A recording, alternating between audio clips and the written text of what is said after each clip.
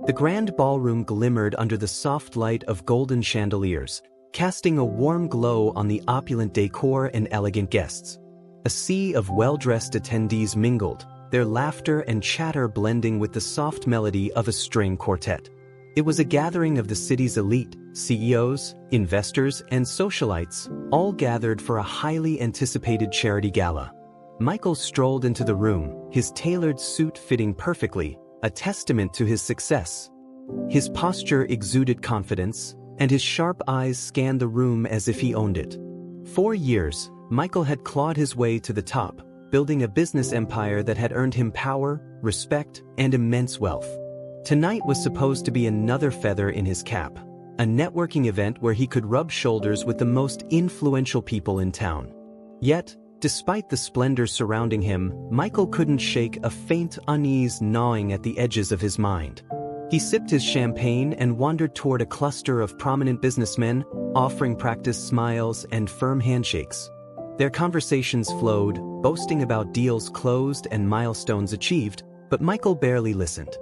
His thoughts drifted, as they often did lately, to memories he tried to bury. The host's voice rang out, pulling Michael from his reverie. "Ladies and gentlemen," the host announced, "please join me in welcoming tonight's keynote speaker, a man whose inspiring journey embodies the spirit of resilience and generosity. Let's give a warm round of applause to Daniel Harper." The applause began softly, then grew into a thunderous ovation as a man stepped onto the stage. Michael's breath caught in his throat. His glass froze midair as his eyes locked on the figure standing under the spotlight. It couldn't be. Yet there was no mistaking it. Daniel. His brother. Michael's grip tightened on the glass, his knuckles whitening. The years had added a maturity to Daniel's face, but the familiar features remained unmistakable. Daniel's suit was sharp, but it was his presence that commanded the room. He stood with an air of quiet confidence, a humility that only made his charisma more striking. The room hung on his every word as he began to speak, weaving a story of perseverance, hard work, and compassion. Michael couldn't move. He couldn't breathe. How was this possible? The brother he had left behind, dismissed as insignificant, was now the man everyone admired. The memory of their last conversation hit him like a blow. Years earlier, the two brothers had shared a childhood marked by struggle. Growing up in a small, dilapidated house on the outskirts of town, they had learned to survive on meager resources.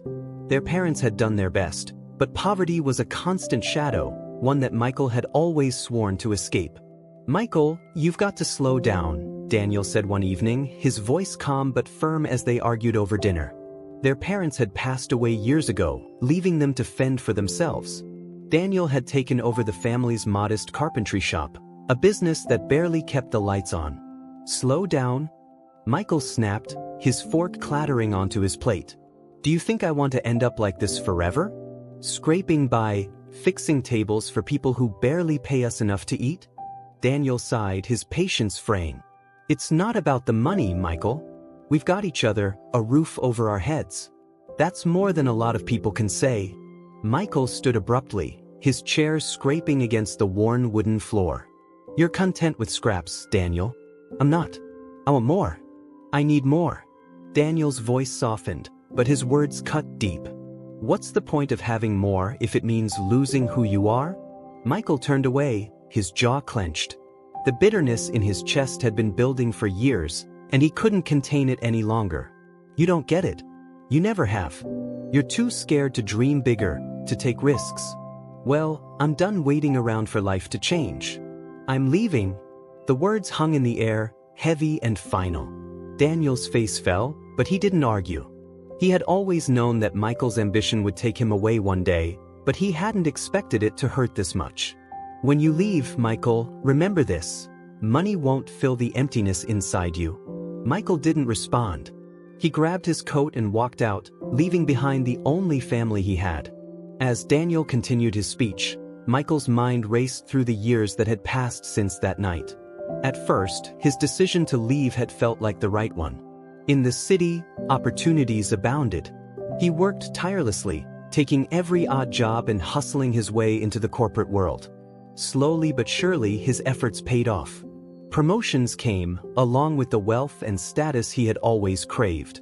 But with each step up the ladder, Michael had also climbed further away from the person he once was. Relationships became superficial, measured by their usefulness to his ambitions. The warmth of family dinners, the simple joy of shared laughter, those things had faded into distant memories. He convinced himself he didn't need them. Success was all that mattered. Yet, in quiet moments, when the hum of the city fell silent and he was alone in his penthouse, he couldn't ignore the hollowness that crept in. It was a gnawing ache, one he couldn't quite name. He buried it under work, luxury, and the constant pursuit of more, but it never truly went away. Now, seeing Daniel on that stage, Michael felt the weight of his choices more acutely than ever. His brother's voice carried across the room, steady and heartfelt. Daniel spoke about resilience, about the strength it took to rise after being knocked down, and about the importance of helping others along the way. Michael's chest tightened. He had always underestimated Daniel, dismissed him as someone who lacked ambition. But here he was, standing before hundreds of influential people, earning their respect not through wealth or power, but through his character and accomplishments. How had he done it? What had he endured after Michael left? As the applause thundered again, Michael felt a lump rise in his throat.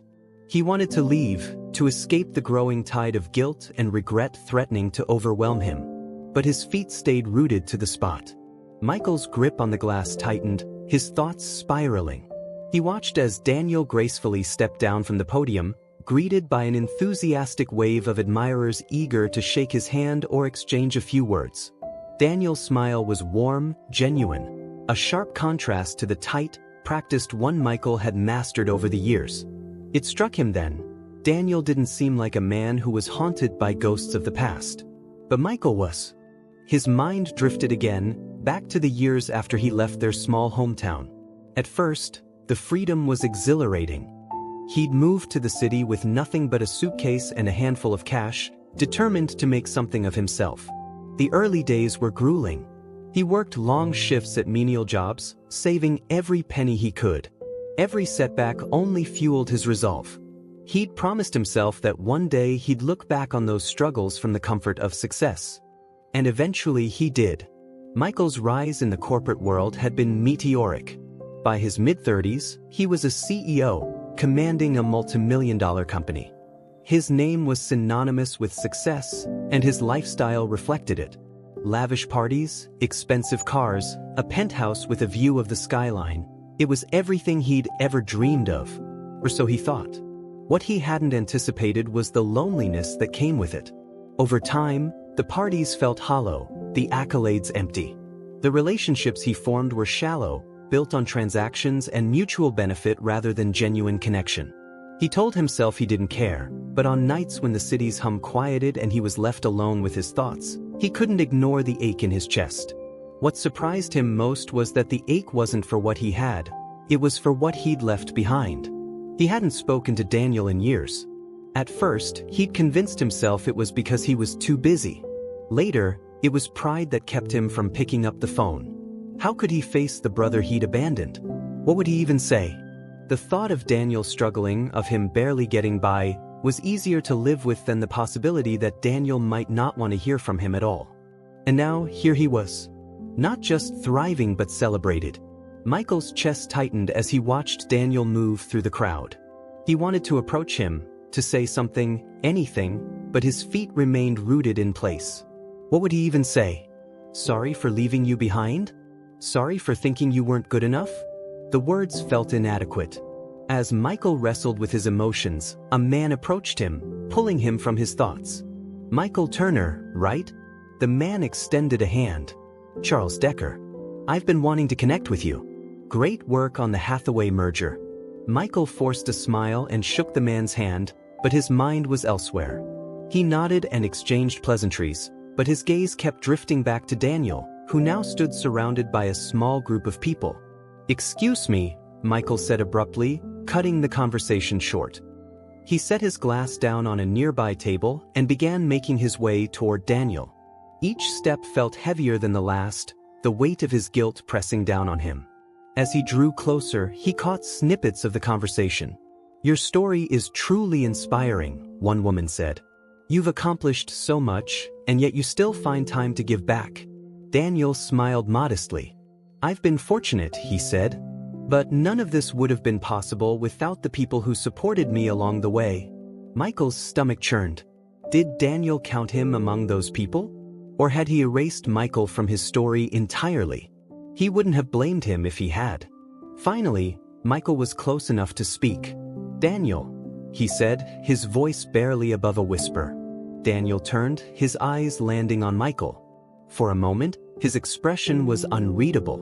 Then, recognition flickered in his eyes, followed by something Michael couldn't quite place. Was it surprise? Resentment? Or something else entirely? Michael, Daniel said evenly. It's been a while. Michael swallowed hard. It has, he admitted. He opened his mouth to say more, but the words wouldn't come. He suddenly felt like a boy again, standing in their tiny kitchen, fumbling for excuses. Daniel studied him for a moment before gesturing toward a quieter corner of the room. Let's talk, he said. Michael followed him, his heart pounding. The noise of the gala faded as they moved to the edge of the room, where the golden glow of the chandeliers gave way to the soft shadows of the evening. They stood in silence for a moment, neither of them sure how to begin. Finally, Michael spoke. You've done well for yourself, he said, his voice strained. I didn't expect to see you here. Like this.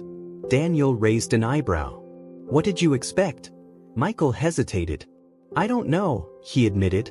I guess I thought you'd still be in that small town, running the shop. Daniel's lips twitched into a faint smile, though it didn't reach his eyes. You thought I'd still be stuck where you left me? The words stung, but Michael didn't deny them. I didn't mean it like that, he said weakly. I didn't think you wanted more than that. Daniel's expression softened, but there was still a hint of steel in his gaze. What you didn't understand, Michael, is that more doesn't always mean the same thing to everyone. You wanted wealth and power. I wanted purpose. Michael looked away, his throat tightening. And you found it, he said quietly. Daniel nodded. I did. But it wasn't easy. After you left, things were hard. Really hard. There were days I didn't know if I'd make it.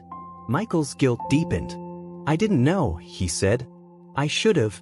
You didn't want to know, Daniel interrupted, his tone firm but not unkind. You made your choice, Michael. You left and I stayed. I had to figure things out on my own. Michael's eyes met his brother's. And you did. Better than I ever could have imagined. For a moment, Daniel didn't respond. Then he sighed and crossed his arms. Why are you here, Michael? He asked. Why now? Michael opened his mouth, but no words came. Why was he here? To apologize? To explain himself? To ease his guilt? None of those reasons felt good enough. I don't know, he finally admitted. I guess I wanted to see you. Daniel studied him for a long moment before nodding. Well, here I am. Michael's chest tightened as Daniel's words hung in the air. Here I am. Simple, yet heavy with years of separation, of unspoken emotions and unresolved conflicts. For a moment, Michael felt like a stranger standing before his own brother.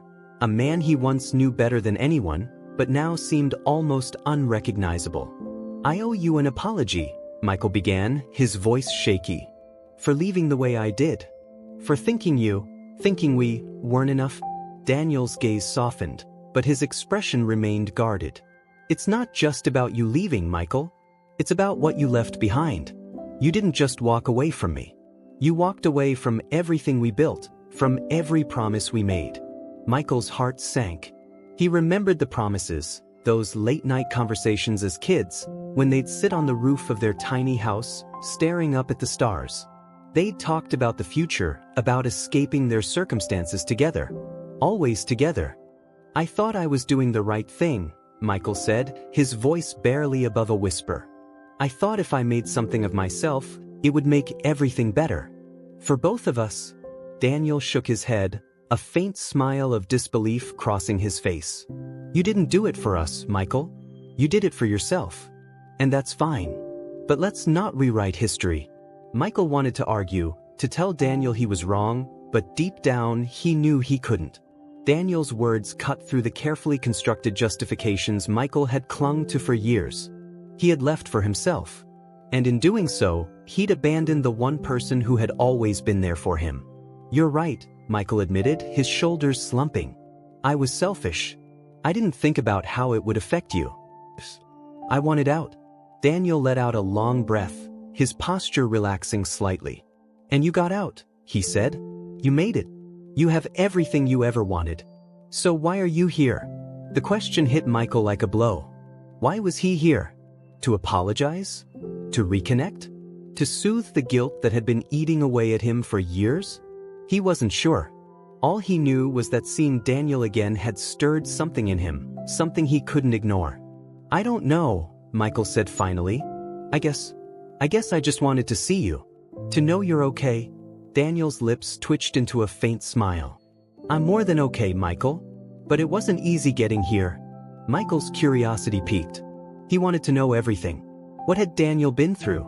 How had he gone from a struggling carpenter in a small town to a celebrated philanthropist? The man standing before him was a mystery, and Michael was desperate to unravel it. "How did you do it?" Michael asked, his voice filled with a mix of awe and regret. "How did you get here?" Daniel's gaze turned inward, as if he were replaying the years in his mind. "After you left," he began, "things were tough. I won't lie, I was angry. Angry at you for leaving, angry at myself for not being enough to make you stay. But anger doesn't pay the bills, and it doesn't put food on the table. So I did what I had to do. I worked." Michael nodded slowly, picturing Daniel toiling away in the old carpentry shop, the one their father had built with his own hands. "But that shop barely made enough to keep the lights on," Michael said. It was a start," Daniel interrupted. "I took every job I could find, no matter how small. I fixed chairs, built shelves, repaired fences. And little by little, word started to spread. People trusted me. They appreciated my work. And before I knew it, I had more jobs than I could handle." Michael listened intently, the image of his brother working tirelessly filling his mind. He could see Daniel, covered in sawdust, his hands calloused but steady, refusing to give up even when the odds were stacked against him. "But it wasn't just about the work," Daniel continued. "It was about the people. I didn't just build furniture. I built relationships. I helped my neighbors when they were in need. I hired young kids who were struggling to find their way. And over time, the shop became more than just a business. It became a community." Michael's throat tightened as he listened. This was the Daniel he remembered, the one who always put others before himself, who found joy in helping those around him. It was a quality Michael had dismissed as naivete, but now he saw it for what it truly was: strength. "And then something happened that changed everything," Daniel said, his voice taking on a wistful tone. "A big company came to town. They were looking for local businesses to partner with, and someone recommended me. At first, I thought it was a joke.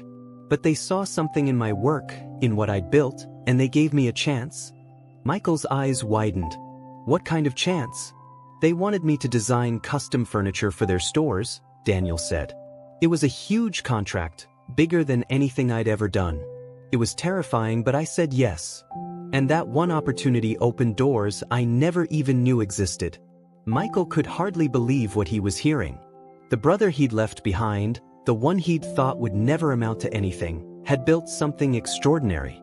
And he'd done it not through ambition or ruthlessness, but through kindness and perseverance. "But it wasn't just about the money or the success," Daniel said, his voice steady. "It was about proving to myself that I could do it. That I didn't need to leave or betray who I was to make something of my life." Michael felt a pang of guilt. He had spent his entire life chasing success, but it had never felt like enough. Daniel, on the other hand, had built something real, something meaningful. And he had done it without sacrificing his values. "I'm proud of you," Michael said finally, his voice thick with emotion. "I know I don't have the right to say that, but I am. You've done more than I ever thought possible." Daniel's expression softened, and for the first time, Michael saw a flicker of the bond they once shared. "Thank you," Daniel said simply. "That means a lot." The two brothers stood in silence, the weight of the years between them settling around them. For Michael, The moment was bittersweet. He had spent so much time running away from his past, only to realize that it held the answers he'd been searching for all along. Michael's throat felt dry, but he forced himself to speak. "I never thought I'd see you again, Daniel," he admitted. "And to see you like this, successful, admired, I don't even know what to say. I keep thinking about all the times I doubted you, how I thought you'd never make it." Daniel gave him a long, measured look, his face unreadable. "And yet, here I am," he said quietly. "But I didn't do it to prove anything to you, Michael.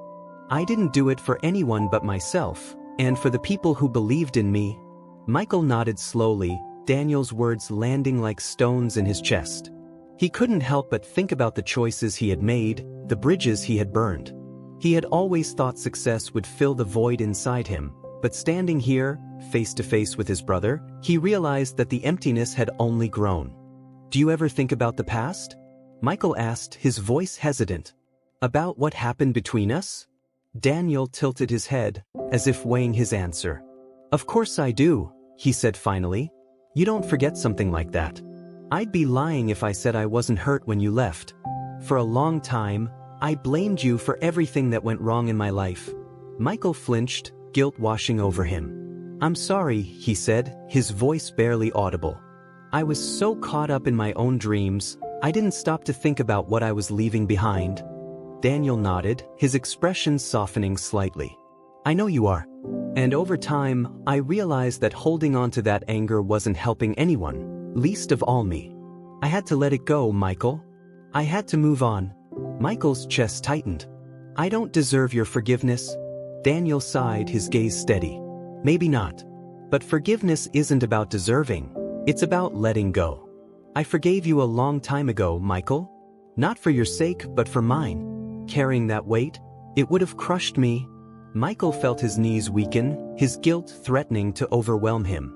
"I don't know if I could have done what you did," he admitted. "You're stronger than I ever was." Daniel's lips quirked into a small smile. "Strength comes in different forms, Michael.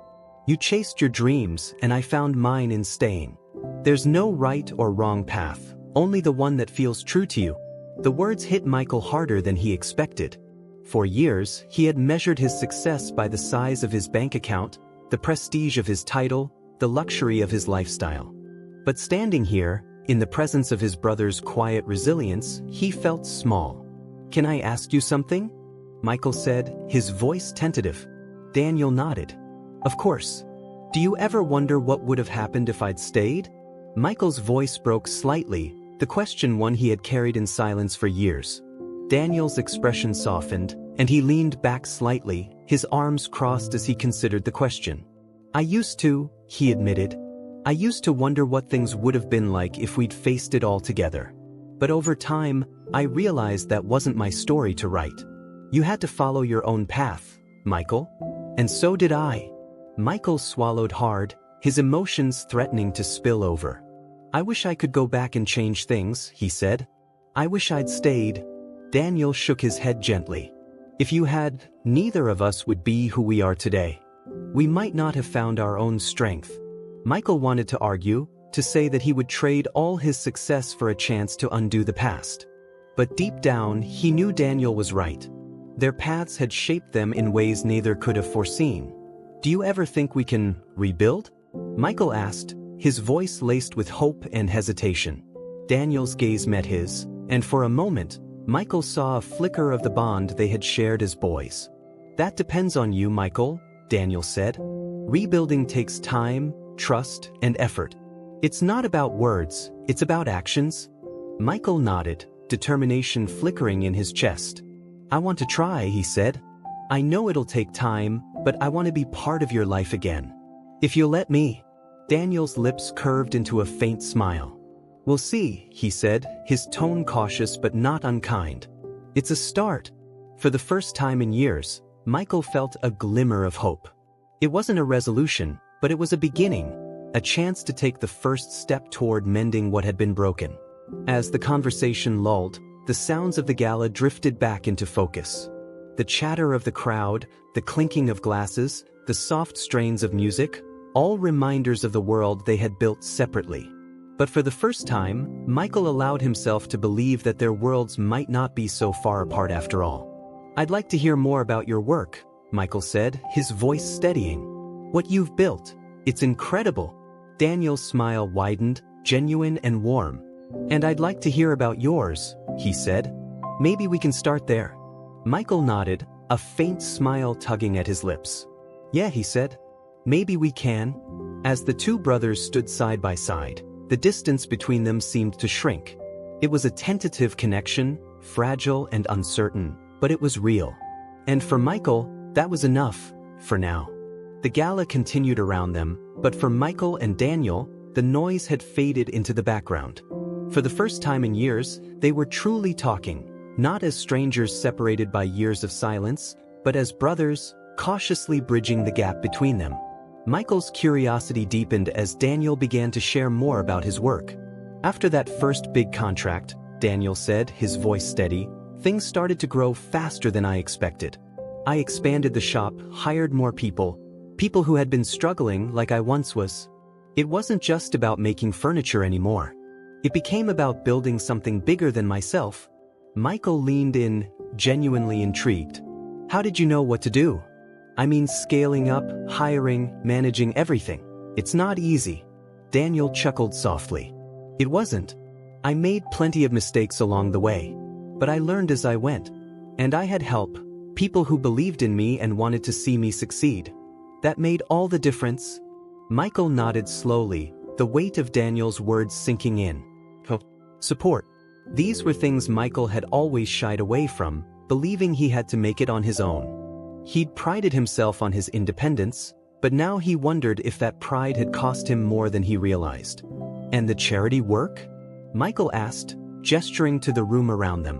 "When did that come into play?" Daniel's expression softened, and he took a moment before answering. "It started small," he said. "I saw families in our town who were struggling, just like we did growing up. So, I started donating a portion of my earnings to help them, paying for groceries, school supplies, things like that. Over time, it grew into something bigger." He paused, his gaze distant. "One day, a single mother came to me. She had 2 kids and was about to lose her home. I hired her to work in the shop, and that one decision changed everything, for her and for me. That's when I realized the impact I could have, not just through my work, but through my choices." Michael felt a lump rise in his throat. He had spent so much of his life focused on himself, his goals, his achievements. The idea of using his success to lift others up was foreign to him, and humbling. "You've done more than I ever thought possible," Michael said, his voice tinged with awe. "And you've done it with so much grace. I don't know if I could have done the same." Daniel smiled faintly. "It's not about comparing, Michael. We all have our own paths. What matters is what we do with what we're given." The words hit Michael hard, stirring something deep within him. He had always measured success by tangible metrics: money, power, prestige. But standing here, listening to Daniel, he realized there was another kind of success, one he had overlooked entirely: the success of making a difference. "I want to help," Michael said suddenly, the words surprising even himself. "I don't know how, but I want to be part of what you're doing." Daniel's eyebrows rose in surprise, but his expression quickly softened. "That's a big step, Michael. Are you sure?" Michael nodded, determination sparking in his eyes. "I've spent so much of my life chasing things that don't matter. I want to do something meaningful. Something real." Daniel studied him for a long moment, as if weighing his sincerity. Finally, he nodded. He said, "We can start small. There's always work to be done." A faint smile tugged at Michael's lips. For the first time in years, he felt a sense of purpose, not in climbing higher, but in building something with his brother. Over the next few weeks, Michael threw himself into Daniel's world. He visited the workshop, met Daniel's team, and saw firsthand the impact of his brother's work. The shop was a bustling hive of activity, filled with the sounds of saws, hammers, and laughter. It was a far cry from the sterile boardrooms and sleek offices Michael was used to, but there was a warmth here that he couldn't ignore. He spent hours learning about the business, how Daniel managed his team, handled contracts, and balanced his charity work with running a successful enterprise. It was humbling, eye-opening, and above all, inspiring. One afternoon, as they worked side by side repairing an old chair, Michael turned to Daniel. "You know," he said, his voice tinged with humor, "I never thought I'd be doing this again. Working with my hands, Daniel chuckled, wiping sweat from his brow. "It's not so bad, is it?" Michael shook his head, a small smile playing on his lips. "No," he admitted. "It's not." As the days turned into weeks, Michael began to change. The sharp edges of his ambition softened, replaced by a quiet determination to do good. He started volunteering at the shelters Daniel supported, meeting the families whose lives had been transformed by his brother's generosity. He listened to their stories, their struggles, and their triumphs, and for the first time, he felt truly connected to something bigger than himself. But change didn't come without its challenges. There were moments of doubt, of frustration, when Michael felt out of place in this new world. He struggled to reconcile the man he had been with the man he wanted to become. But through it all, Daniel was there, steady, patient, and unwavering. "You don't have to have it all figured out," Daniel told him one evening as they locked up the shop. "Just take it one step at a time." Michael nodded, grateful for his brother's guidance. "I don't know how you do it," he said. "Balancing everything, staying so grounded." Daniel smiled, his gaze steady. "It's not always easy," he admitted. "But it's worth it. Every choice we make, every person we help, it matters." Michael felt a pang of regret, thinking of all the years he had spent chasing things that didn't matter. But as he looked at his brother, he felt a spark of hope. It wasn't too late. He could still make a difference. Months passed, and the bond between the brothers deepened. They worked together, laughed together, and slowly, the wounds of the past began to heal. For Michael, it was a journey of redemption. A chance to rebuild not only his relationship with Daniel but also himself. And for Daniel, it was a reminder of the power of forgiveness and the strength of family. Together, they proved that even the deepest divides could be bridged with time, effort, and love. As the brothers stood side by side in the shop one evening, watching the sunset paint the sky in hues of gold and crimson, Michael turned to Daniel. "Thank you," he said, his voice filled with emotion. "For giving me a second chance?" Daniel smiled, his gaze warm. "We all deserve a second chance," he said. "It's what we do with it that counts." And in that moment, Michael knew he had found something far greater than success. He had found his way home. Michael had always thought of himself as someone who thrived under pressure, someone who could bend any situation to his will with a clever strategy or a bold move. But standing in Daniel's world, surrounded by people who had been lifted by his brother's kindness, Michael felt something he hadn't felt in years: inadequacy. The shop was more than just a place to create, it was a lifeline for so many. On any given day, it bustled with activity, not just from workers building furniture but from families stopping by to say thank you, community leaders discussing projects, and young apprentices learning skills that would carry them into the future. For Michael, it was overwhelming at first. The corporate world had taught him to focus on efficiency, profits, and results. Here, success was measured in smiles, handshakes, and lives changed. One afternoon, Michael found himself helping a teenage boy sand down a piece of wood for a custom table. The boy, Ethan, was shy and barely spoke above a whisper, but as they worked together, he began to open up. "I used to think I'd never be good at anything," Ethan admitted, his eyes fixed on the wood as he worked. "But Mr. Harper, he believed in me. Gave me a chance when no one else would." Michael felt a pang in his chest. He thought of all the people he'd brushed past in his career, too focused on his own goals to notice their struggles. "You're doing great, Ethan," he said, his voice softer than usual. "Daniel has an eye for talent, and he saw something in you. Just keep at it."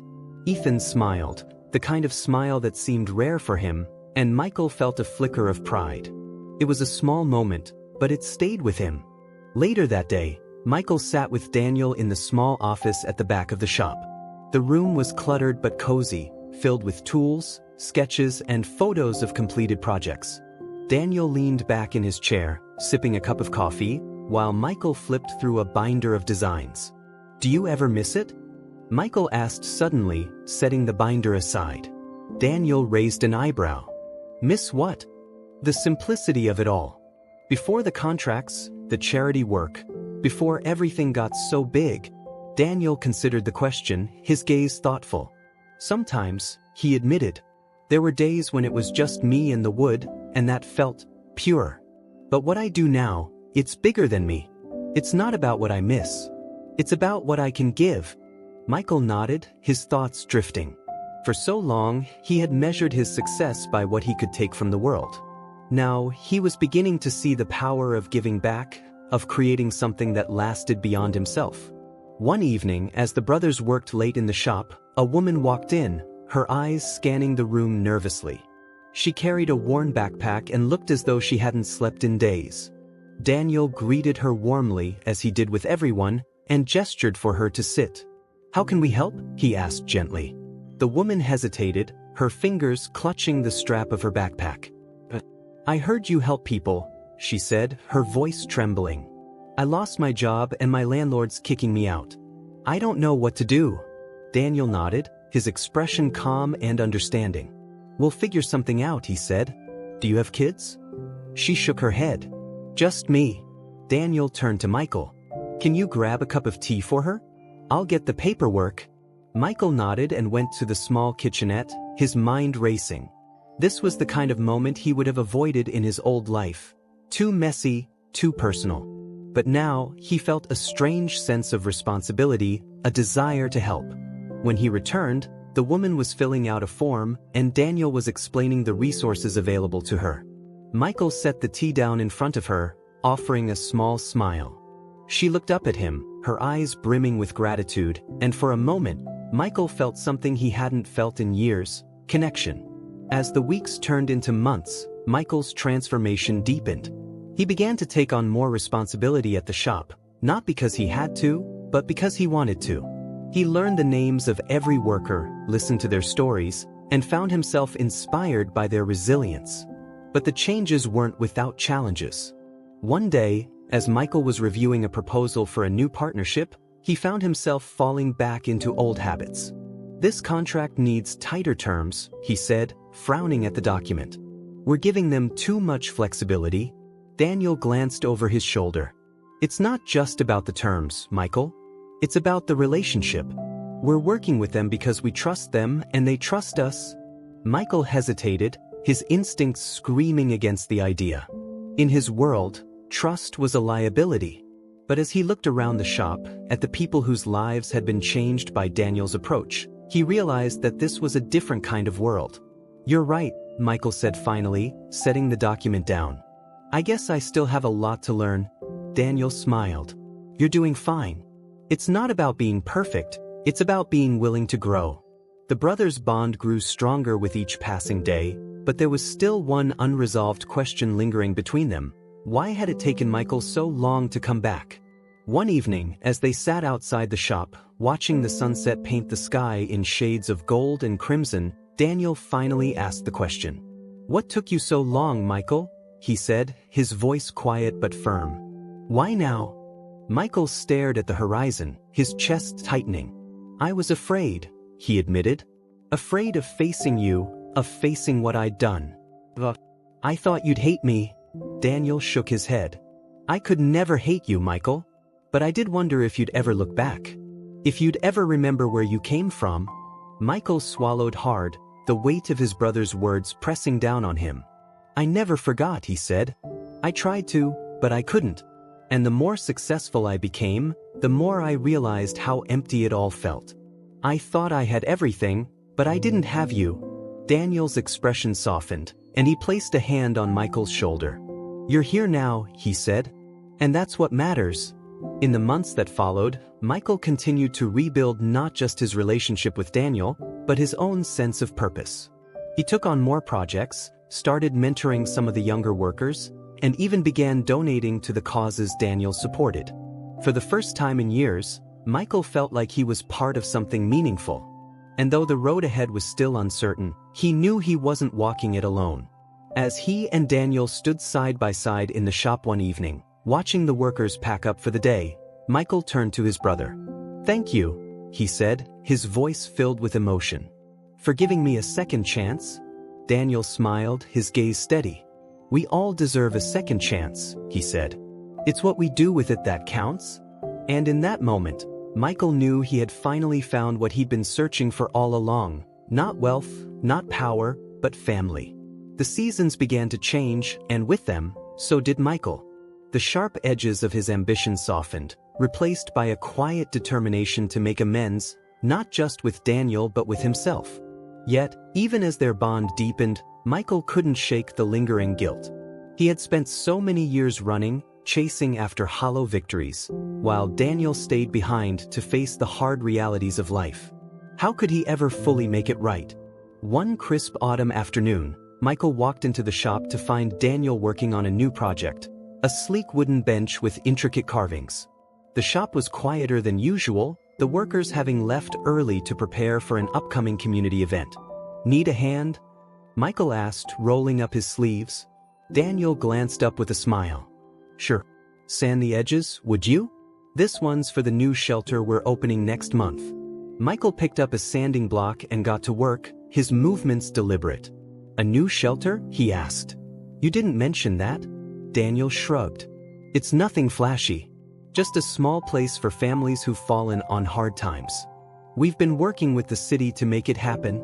Michael paused, his hand resting on the smooth wood. "You really never stop, do you?"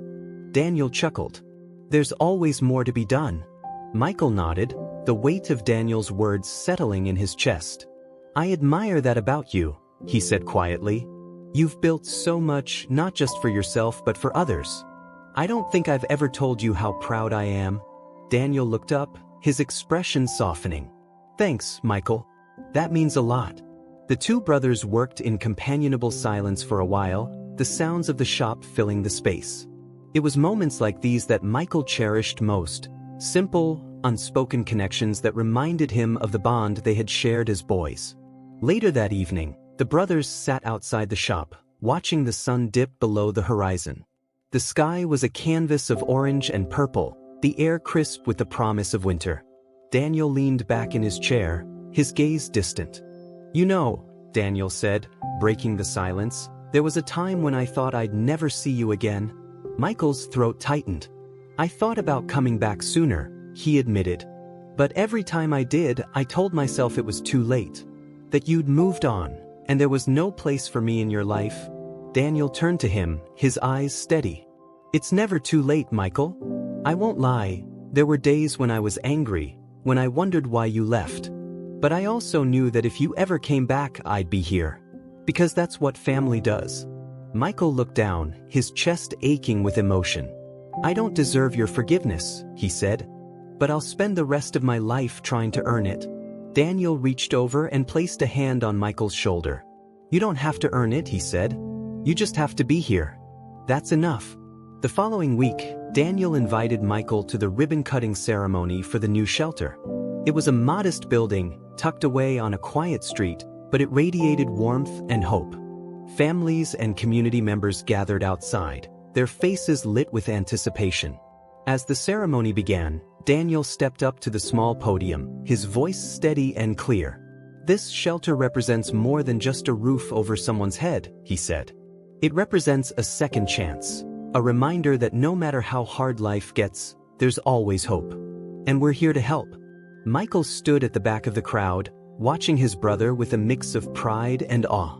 Daniel's words carried a quiet strength, the kind that came from years of perseverance and selflessness. For the first time, Michael truly understood what it meant to leave a legacy. After the ceremony, as the crowd began to disperse, Daniel found Michael standing near the entrance, his hands in his pockets. "What did you think?" Daniel asked, a hint of humor in his voice. Michael smiled. "You're a natural," he said. "I don't know how you do it." Daniel shrugged.